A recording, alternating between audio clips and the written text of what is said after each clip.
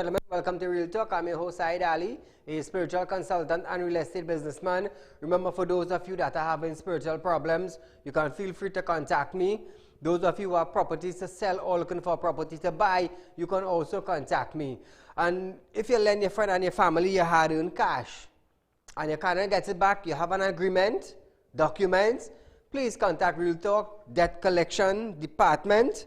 You can also contact us at 339-1670, or you can contact us at 238-6716. I want to say a special good night to you viewers of Real Talk in Trinidad and Tobago, up the Caribbean and around the globe. Those of you on our page, the Real Talk page, like and share as we go live. Remember viewers, we are giving you updates during the course of the day. So if you have not liked the page as yet, Real Talk with Saeed, like it, share it, and we will keep Trinidad and Tobago and outside Trinidad and Tobago up to date of what is taking place with the current situation in our country.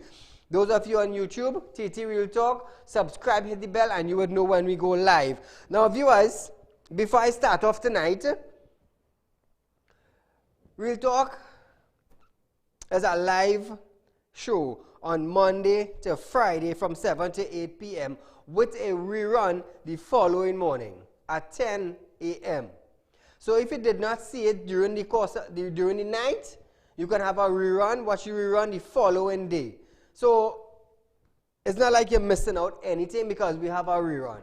So for those of you who don't know, I am just letting you know that. You can call in studios live 238-6716, voice your concern, your complaint, and let Trinidad and Tobago and the world know what is taking place in our country. So, just a little reminder, for those of you who have your friends and your family in Margarita, get in touch with me, 339-1670 or 238-6716. Now, I have made an arrangement with one of my friends. We have contacts in Margarita. We had a discussion today. So those of you who have families and friends in Margarita and their cash is running out, because Margarita is US dollar you're dealing with now, right? If you know that their cash are running out and they will be kicked out of where they are staying, feel free to contact me. I have made arrangements with our contacts in Margarita to house them and supply them with food and a place to stay until it is safe to come back in Trinidad, or until we get permission to bring them across. So those of you who have your friends and your family in Margarita and they are talking to you that they will be stranded within a couple of days, or they don't know if or how or when they will be able to come back to Trinidad, spread the word, get in touch with me at 339-1670 or call my office 238-6716. Leave your name, your contact number, the people in Margarita, their contact number, and where they are staying. So me and my friend, we could get in touch with them in Margarita and assist them. I am also dealing with a businessman from Margarita concerning the same thing. He will be housing them.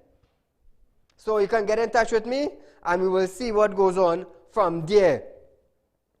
Those in Barbados, feel free to call in. My good friend in Barbados, feel free to call in. Let us know the update of what is taking place in Barbados. We understand that St. Kitts had its 2 cases yesterday, confirmed 2 cases, St. Kitts and Nevis. So if you're up the island, call our program 238-6716. Let us hear what is taking place in your country, around your neighborhood, the environment, whatever, the lockdown, the schools, whatever it is. Let us know. So as we start off tonight's program, viewers, non-essential activities would be restricted as of Sunday night,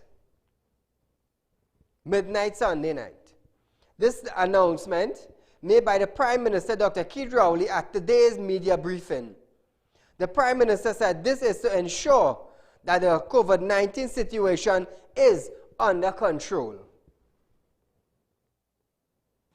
You would have seen the kinds of costs associated with the limited action that we're taking so far.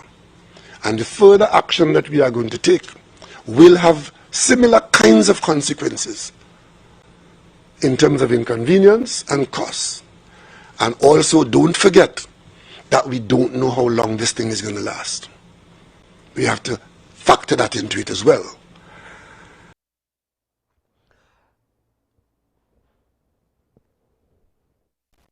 I want to remind you all something. Sometimes I bash. Sometimes callers call in and bash.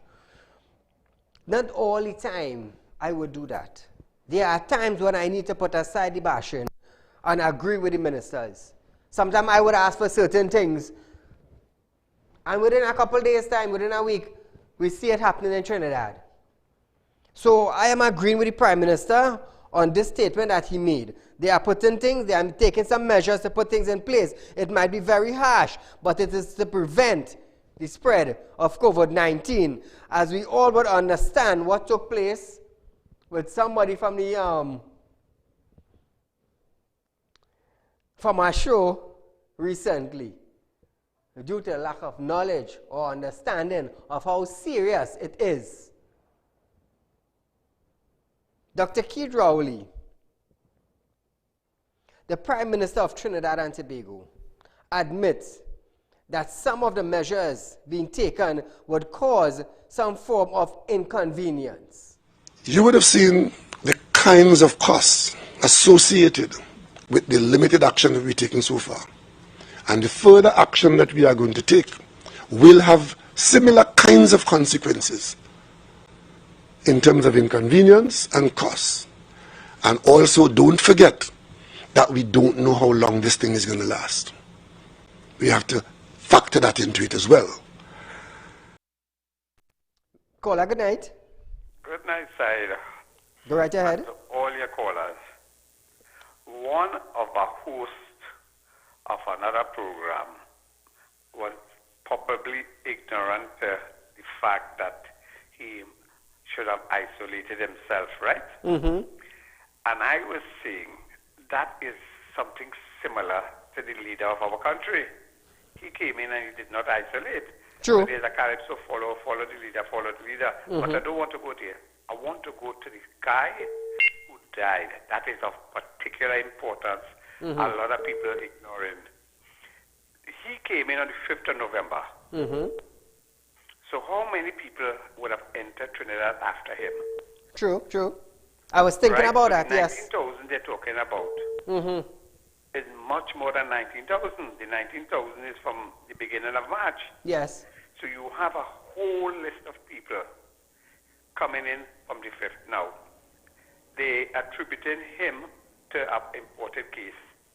So be it. If he imported it and he did not show his sign, and he participated in Carnival, which I suspect he did because he's an Iron Man, he's Yes. a Carnival man. Yes. He came back to play in Carnival. Mm-hmm. So you see where Carnival might have facilitated the spread. We don't know yet. Correct. New Orleans have identified the Mardi Gras as the cause for their spike.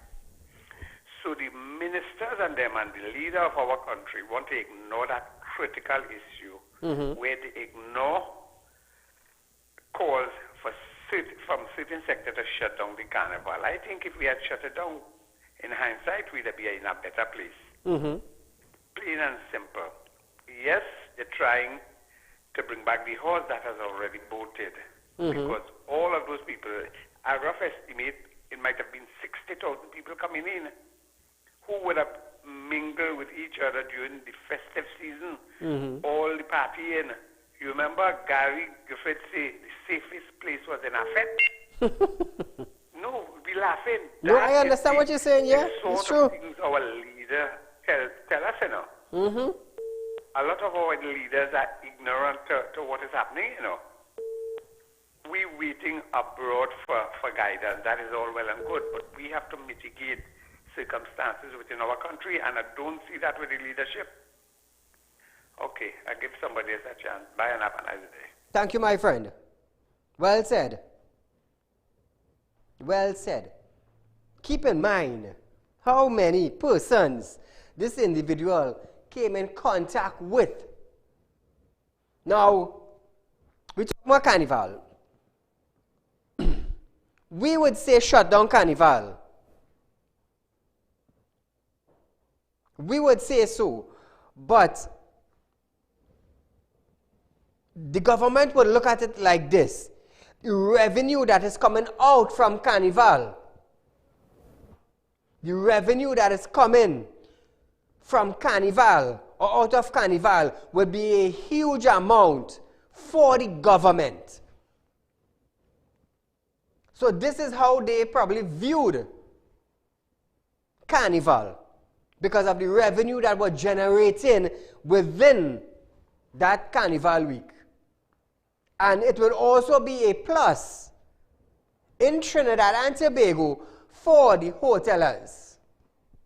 Those of you who have business place, hotels, bars, it will generate a large income, TT dollar and US, into the economy in Trinidad and Tobago. Now this is how I see that the government would view it. So that is why they would say we are not going to shut down carnival because of the amount of US or TT that will be bringing into the country just through the carnival week, or a week before, 2 weeks before.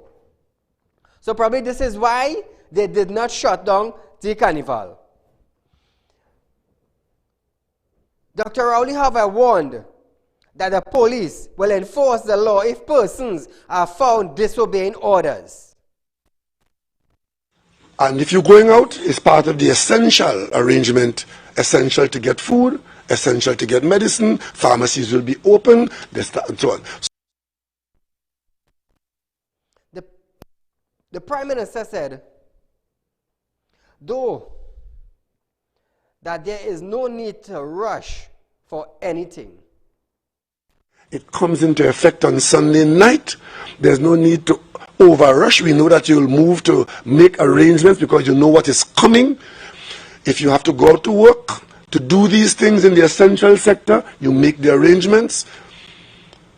And of course, if you have children, you make the arrangements. We're pretty close to the Easter holidays. You'd have to make the arrangements anyway. We're bringing that forward.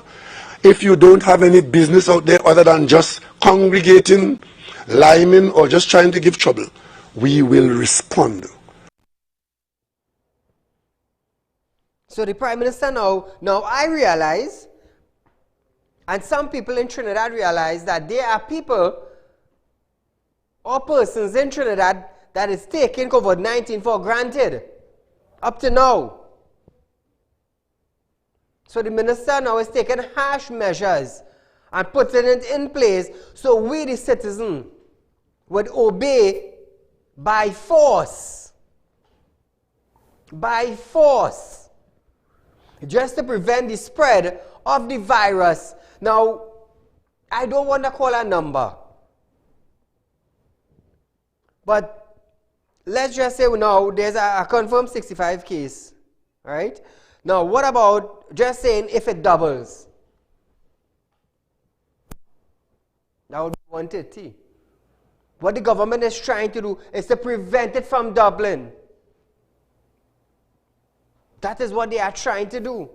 Now, if we lock down the borders completely and put a complete lock to Trinidad and Tobago, it will be like a curfew. You have to stay inside, and that will be so wrong. If your current, if let's just say a transformer blow in an area, what would happen?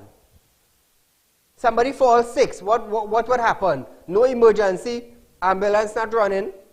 So there are certain sectors in Trinidad that will be functional. Caller, good night. Hello, good night, sir. Go right ahead. You see how important agriculture is to our country? Mm-hmm. Because look at India has given extension. India has given agriculture more money, everything for people to do agriculture. Mm-hmm. And the Trinidad government come, government go. Nobody cares about agriculture in this country. So we go pay the price. Thank you, my friend. There will be no state of emergency at this time. Prime Minister Dr. Saieed Ali once again made this clear at today's post-cabinet media briefing. He made a statement in light of the call from opposition leader Kamala Persad-Bissessar to lock down the country for 14 days.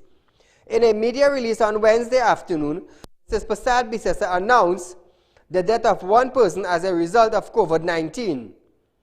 It was against the background that she made the call. However, Dr. Rowley said the decision of the government would be based on the advice of this country's medical professionals. We are not responding to the public relation call, or the political call to do this now or do that now. We will maintain our course. We will maintain our reliance on the advice of our healthcare givers, who on the basis of scientific analysis will tell us where we are and what is the best action that is required at this time for being ahead of what is in front of us. Commenting on the news of the death, the Prime Minister insisted that the government did not hide anything.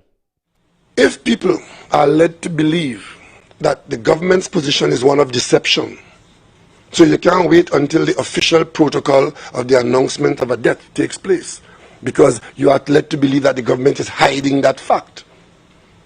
We're not hiding that fact. We're just behaving decently so that the family could be advised before it becomes a political football. Is that too much to ask? Now, viewers, yesterday when my sources contacted me and told me that there was the first death, that was around 2:35, 2:45, somewhere around there. I got confirmation of the first death. And I waited. I did not put up anything on Facebook. I did not make any video. I acted accordingly and professionally. I waited for the media briefing, which was supposed to be at 4 p.m., but they did not have any. They were in Parliament debating the Heritage and Stabilization Funds. So I did not break any news, but I waited. I had all my information gathered, sent to me, and I was waiting. I was waiting to see what the ministry would say concerning it. Now, the Prime Minister came out and said he's not hiding anything. I never said that. I was just waiting to see how the meeting was going and if they would make the announcement. So I acted professionally. That is what I did. I didn't put out a post. I didn't make a YouTube video. I didn't make a Facebook video. I waited. But there were no media briefing, and I shared it with you all. So I didn't went against any protocol. I did not break any protocol. I followed accordingly. You see, being in the media, you have to know how to be professional. Professionalism is something that's coming. Caller, good night. Yeah, good night, Said. Go right ahead. Yes, Said, I want to highlight two topics, boy. One of the topics is in Carnival, right? The government of Trinidad and Tobago does spend a lot of money in Carnival, right? Yes. When they make for Carnival, they don't say how much they make. They never say how much they make, but they say how much they spend. Yes. Right? The next policy, what about the upholstery farmer in Trinidad and Tobago with this crisis that's going on right now? What about the ADB bank? What about the farmers against chicken to run the farm? How they pay in ADB bank? The government and minister are not saying nothing about that policy. You understand? Thank you, my friend. Now, that is a very good thing. Now, the banking sector needs to come out and get in touch with their clients and let them know. I was talking about deferrals. The banking sector needs to come out and let the individuals know how that process will take place. They need to come out. They need to call me, send me a memo, a video. I will do it. Concerning the poultry depots and the farms and them, well, that is something I will look into. Hopefully, well, everybody locked on to Real Talk. I know ministers, you understand? So I hope the Minister of Agriculture is locked on, or some of his advisors or secretary or somebody. Think about something, because chicken might reach 2 months, it might get hard. So I hope the Agriculture Minister is looked in on, or his advisors or somebody. Give the poultry farmers some sort of information. The Ministry of Health will receive additional funding to help with COVID-19. The Prime Minister, Dr. Saieed Ali, said Cabinet approved the funding today.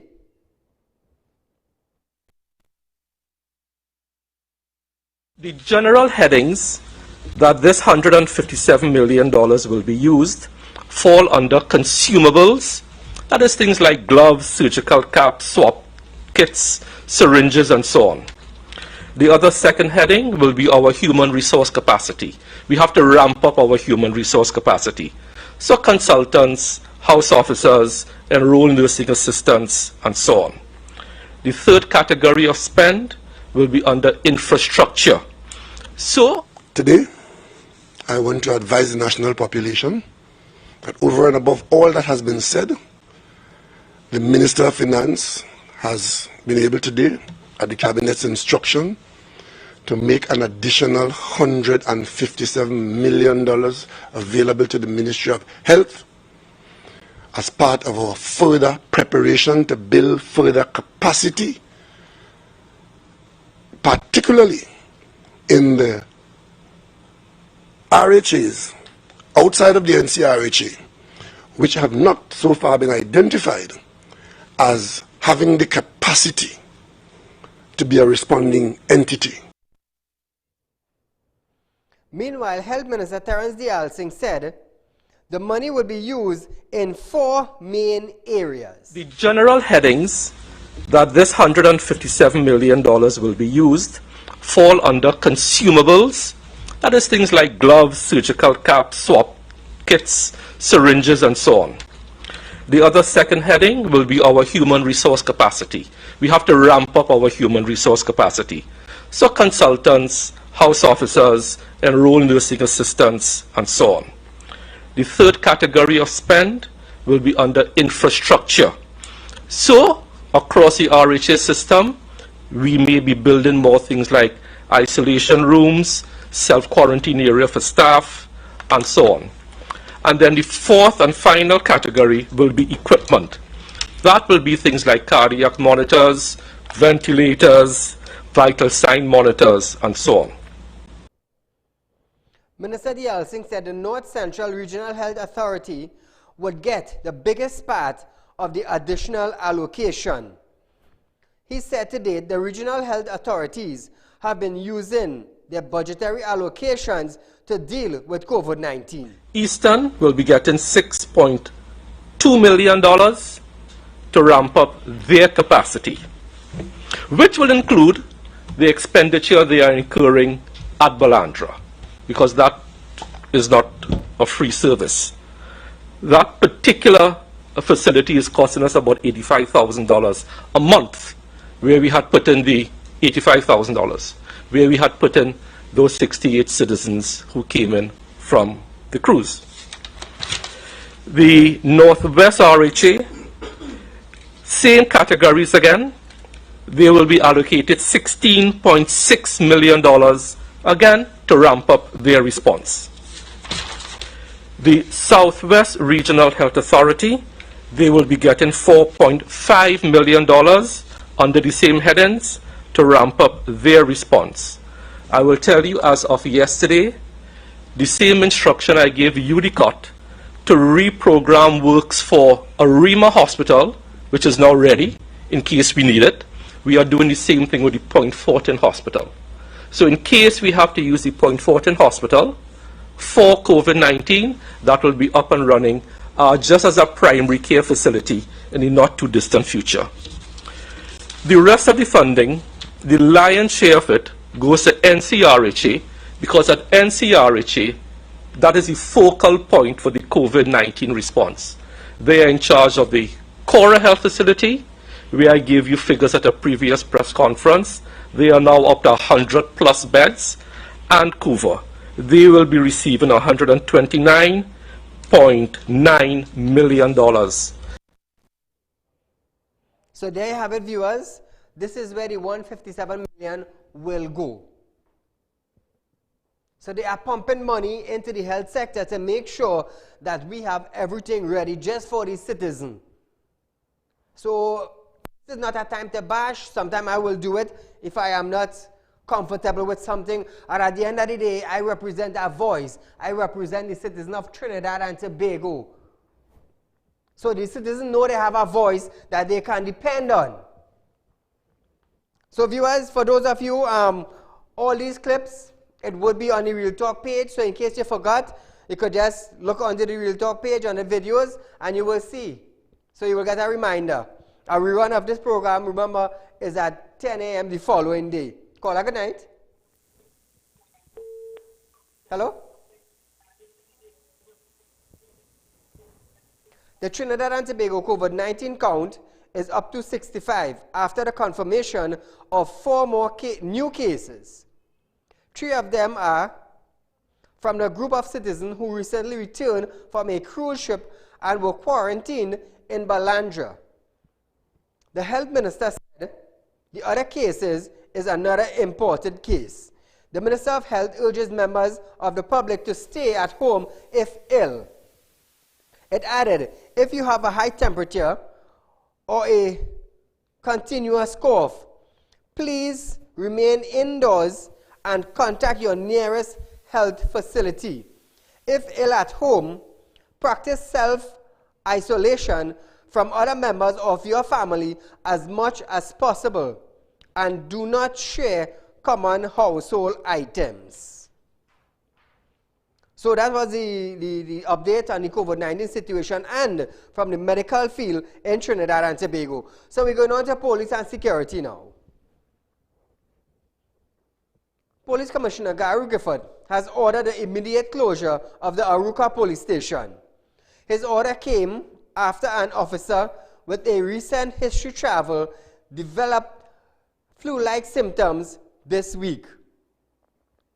In a response today, Griffith said the officer left the country on March 4th without the necessary approvals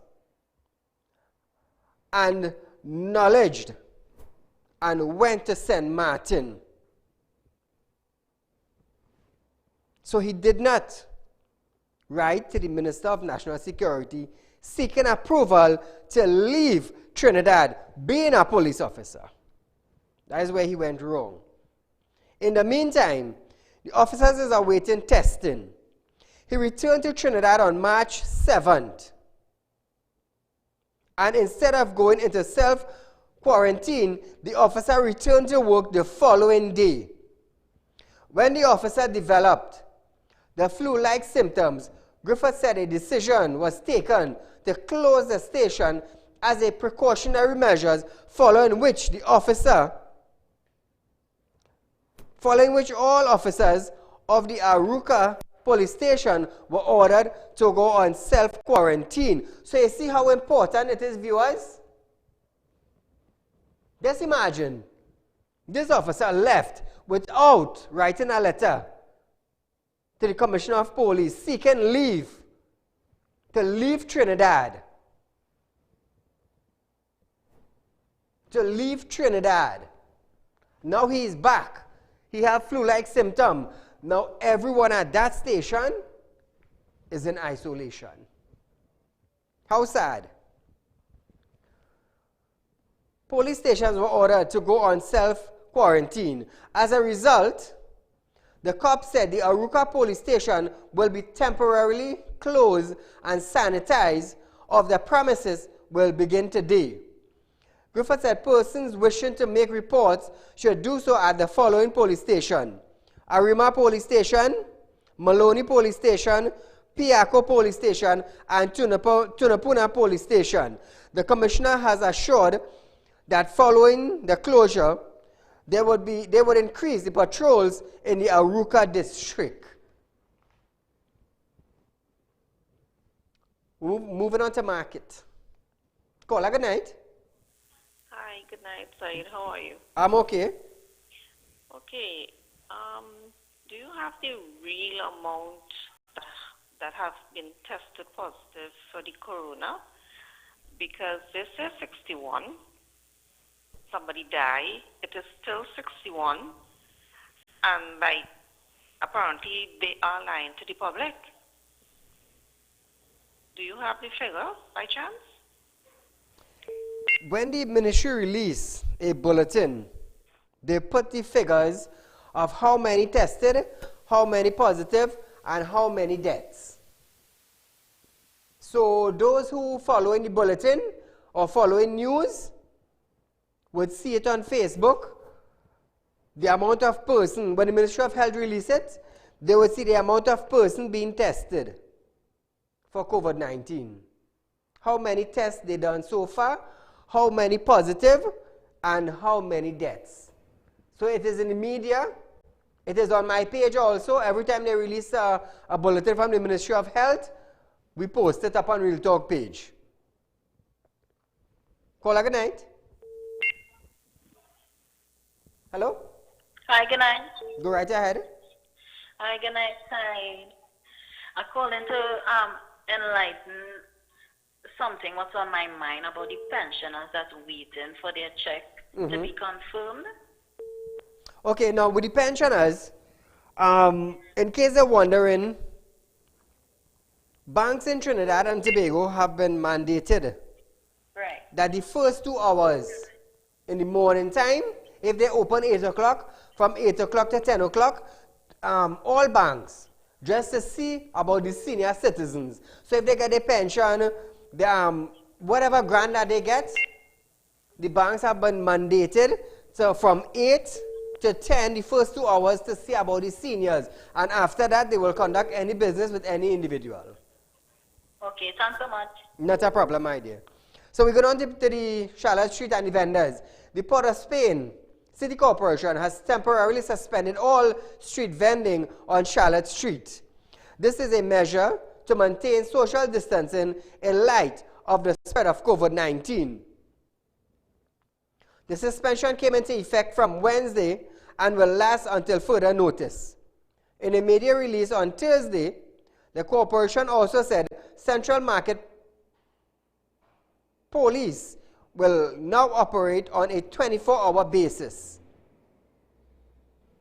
Changes also include a temporary ban on selling produce, clothing, and haberdashery items on Charlotte Street. The corporation said health and safety remains at the highest priority. So, you can't blame the corporation. You cannot, because the government bring down legislations. They're asking the people for social distancing, no crowd from 25 to 10. So the corporation is only following what is passed on to them. Caller, good night. Yeah, good night, Mr. Ali. Go right ahead.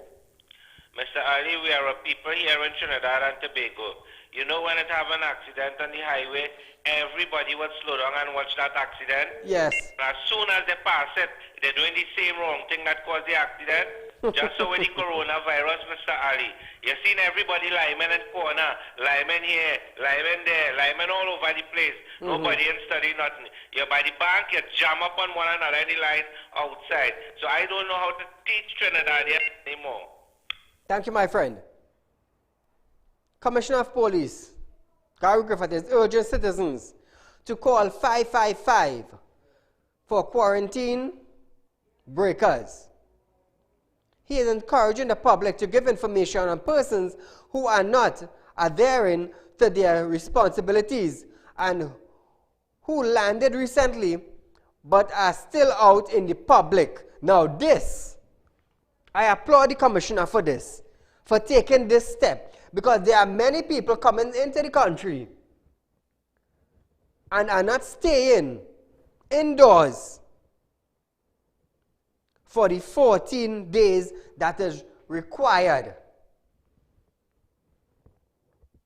The top cop noted that the police will be brought in to ensure that there is public compliance with quarantine restriction imposed by the government as part of its effort to contain the spread of the coronavirus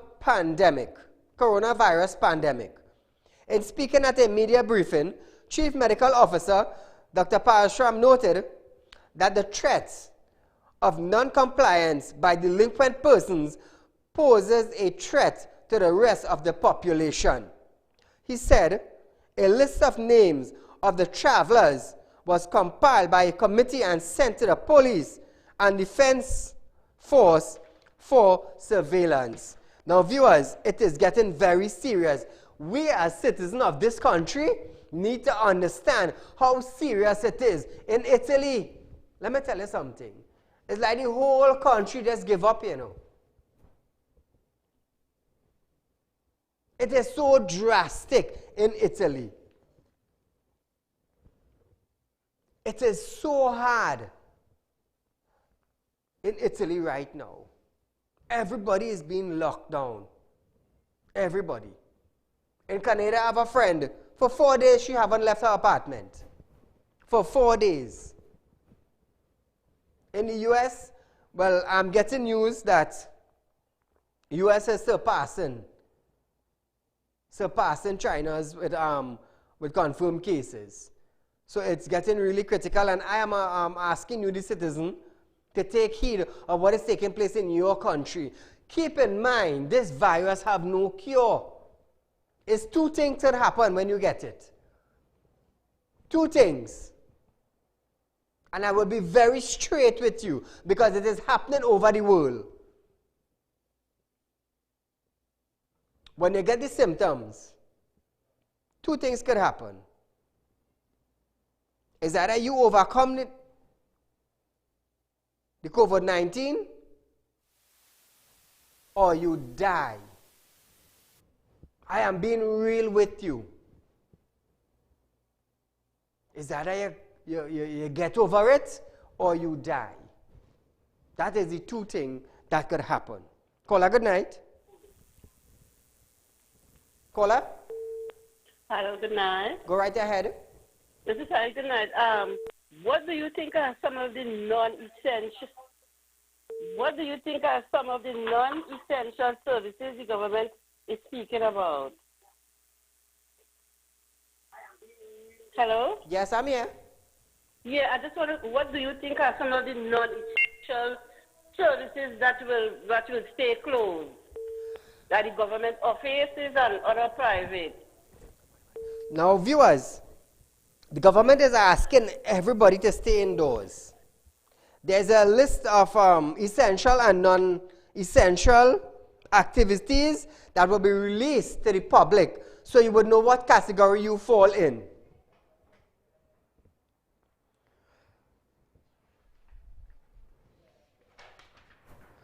The pandemic leave.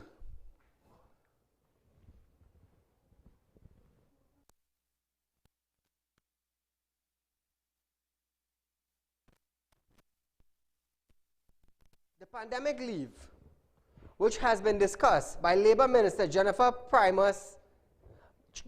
Baptiste Primus almost 2 weeks ago, is still under consideration.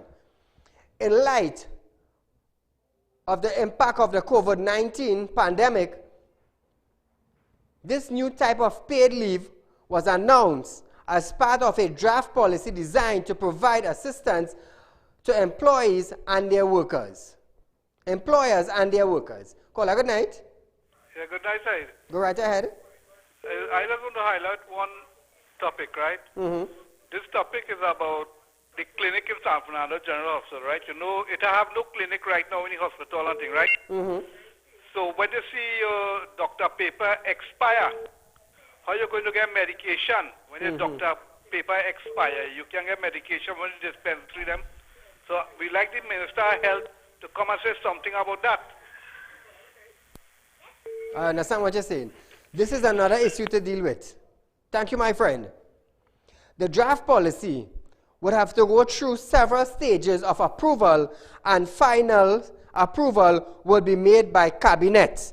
You see, viewers, this is why I keep on saying, now business places will be closing, staff are going home, some have rent to pay, some have mortgage to pay, and this pandemic leave have still not come into effect. When the opposition raised the question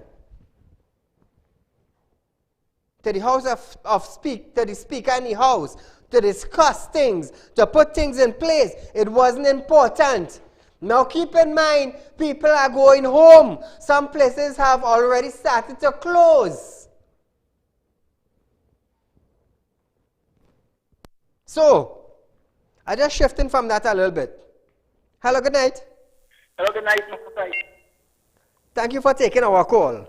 Now, Okay. concerning the officer that left, tell us of some of the protocol that he breaches. All right. Once an officer go on leave, right, he will apply for his leave, he will get his leave granted. And once he wants to travel, to leave Trinidad and Tobago, to go to any other, either the States or Caribbean island, he has to fill out an application to travel form. Now, this form will go back to his adjutant, and they will approve it or deny it. If he gets denied, he has to leave. Now, here the next thing he did. When you reach in the airport, he supposed to provide that for the immigration officer there, stating that you have the permission to travel to go. So I guess he didn't do that also. And he just traveled on his own. Okay. Now he come back and he contaminated the whole station, both shifts. Now, go ahead. Yeah. Both shifts he contaminated, the day shift or the evening shift. How much police he put in jeopardy and their family. Yes. So there is what he had to look at, and there is what the commissioner had to look at. And how many people he had interaction with? Did he arrest anybody? The vehicle that he sit down in, or even the weapon he used to go out with, once you hold it, and it didn't sanitize after the next person taking it in and using it after, they are also would be contaminated. True. Now, concerning the individuals in Barbados, I know your connection very strong. I know you're a man quite up on top. So tell us about, I wouldn't mention your name, that's one thing. Right. All sources are strictly confidential. So tell us some of the incidents that is taking place in Tobago. Most of them is people who resign from the public servants, these people that resign, and they take their money. They say they take a cruise. Now, so they went away, and to come back in, I guess they get tired with the whole thing on the border. Close this Sunday, they reach in England, and the flight them straight to Barbados. Now they drop off at Barbados, hoping that they come back to Trinidad. Yes. But the border people and the minister say nobody coming in. The Barbados government take them in. These people now paying $65 US a day to stay in the hotel. They wanted to know if the government going to reimburse them any money, but I don't think so. No. The Barbados Prime Minister was kind to them because sent a box of food for them, with bread and sweet bread or whatever he sent for them. And they're still there. These people are nurses and all these things that they're still can't come back. And after they finish the 14-day quarantine there, where if they get to come back in, and if they make their way here, I don't know how they're making their way here. Maybe like how the Venezuelans are making their way in the country still. They still have to go on a 14-day quarantine again. But thank God that they didn't get to go to no other islands while they were there to spend their money. So they probably still have it on their credit card and they're using that to pay for their 14 days. Yeah, but Barbados is Barbados. US and pounds. So those, I said Barbados, they use US dollars and pounds. Yeah. So money will run out. Well, if then come back in after the 14 days and the money finished. They might be on the road. Well, that is it. Now, my friend, I do want to thank you for taking our calls and explaining to the public what is taking place in Barbados. One more thing. Right. I understand that the Prime Minister is saying that the police going to come out and full force to the people on the road, and it's not a state of emergency and non-essential thing. But I try to understand it. You can't go out the road unless you're going to get medication and when you grocery. That is something like a state of emergency, a limited state. Now, we have to tell the people what is the Quarantine Act, what is the constitutional rights of the Quarantine Act, what the law states with that. Yes, it's yes. Chapter 7 and Chapter 8. You have to explain that to the population. Don't fool the people like what they are accustomed doing. Right? Yes. That law clearly states what the police can do and what they cannot do. Thank you, my friend. At emergency, the police can do what they want to do and get you off the street. Yes, yes, yes. Right? On that Quarantine Act, the law clearly states otherwise on that. So you have to explain that to the population. They're not doing that, so they're not telling people what is their right. Okay, okay. All they tell you, don't be on the road. What? That is a state of emergency? I understand. They have to follow protocols.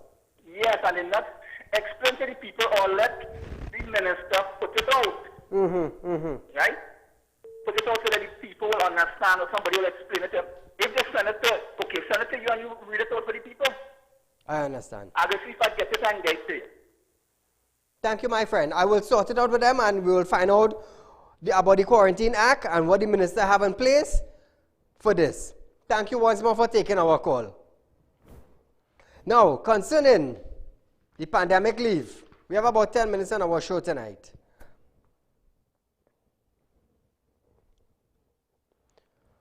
On Wednesday, 25th March, Minister Camille Regis-Robinson gave an update on the pandemic leave on behalf of the Labour Minister. She noted that it is before the Finance and General Purpose Committee of the Cabinet. She further noted that the matter will be sent for consideration before the National Tri-Party Advice Council, that is NTAC.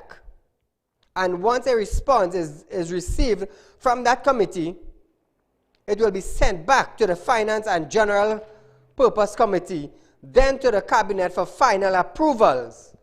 So you see, all this thing could have been in place if the Speaker did decide to talk about things that the government is putting in place.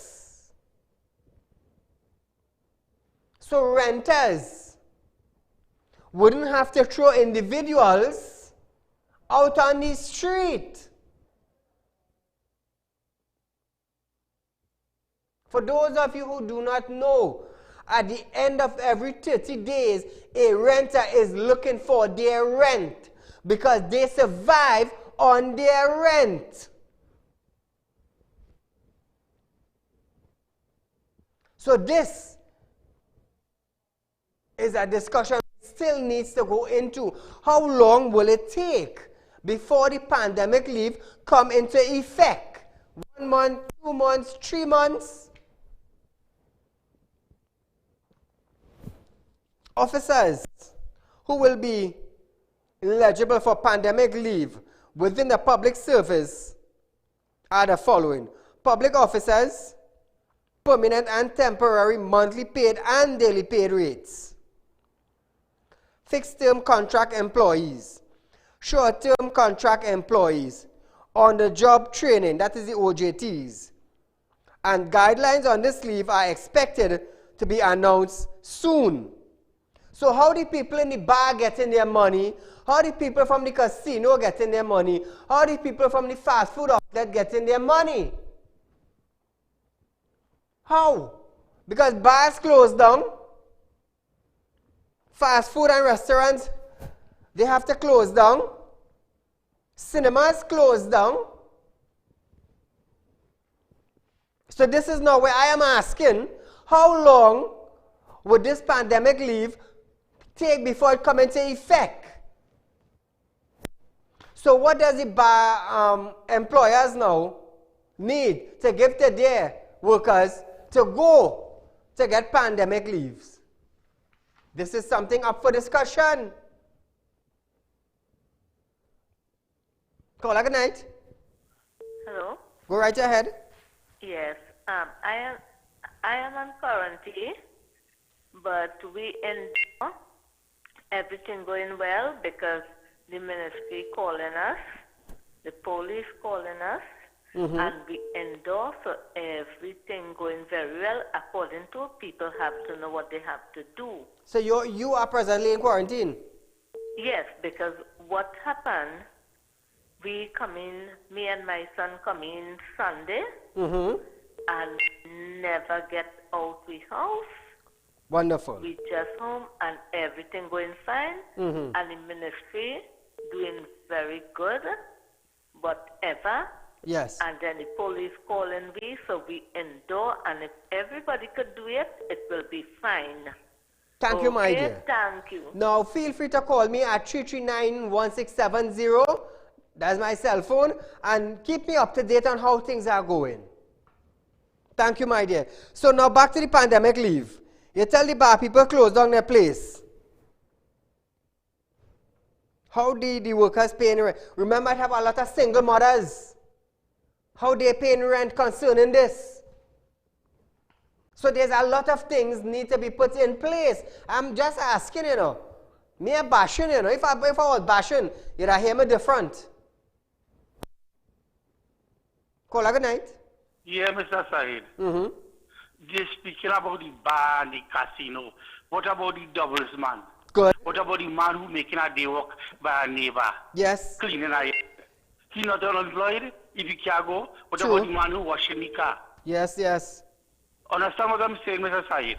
I this understand. money is only for people who don't have money already. What about the unemployed? Yes. Who hustling at their work?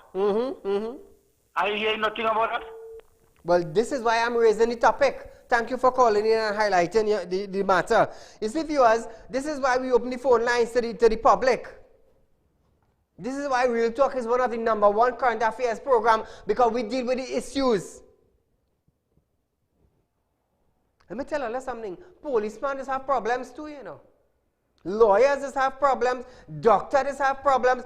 Magistrates just have problems. The small man will have problems, you know. And these are the people that interact with Saeed. Because Saeed, we have a problem here, so and so and so. We know you're a man, we've seen you on TV. We know you could do certain things. And we get it done. And we get it done. So for those of you who have friends and family in Margarita, do get in touch with me. I have made arrangements with my contacts to house them. The only thing you have to do is pay the difference. That's all you have to. You just have to fund your family. I have people across in Margarita willing to take care of them. They are business associates, so it's something we don't have to worry about. This is the distance I'm going. This is the distance. And those in I don't want to leave out Barbados. I don't want to leave out Barbados. So you all could get in touch with us, and we could see how best we could get things done. You see, I am not forgetting anybody. I am not. They are out of Trinidad. Money could run out. Incidents could happen.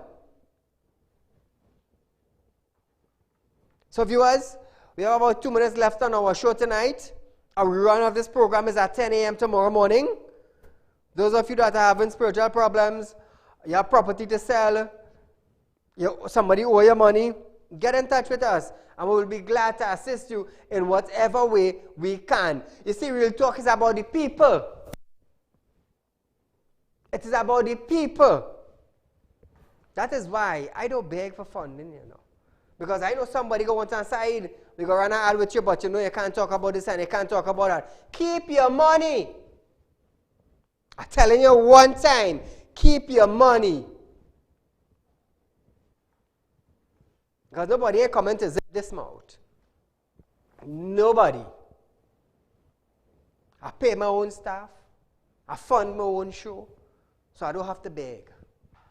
If I do ask for something, it becomes donating it to somebody.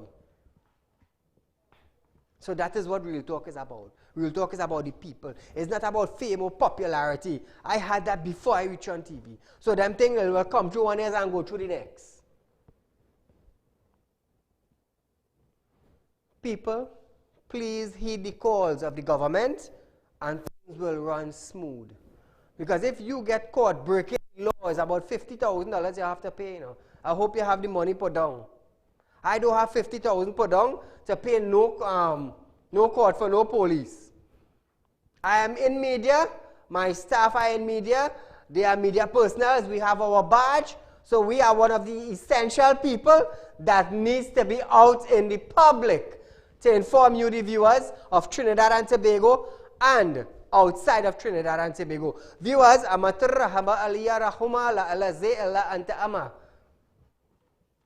keep your loved ones in mind. Keep your loved ones in mind. Be safe.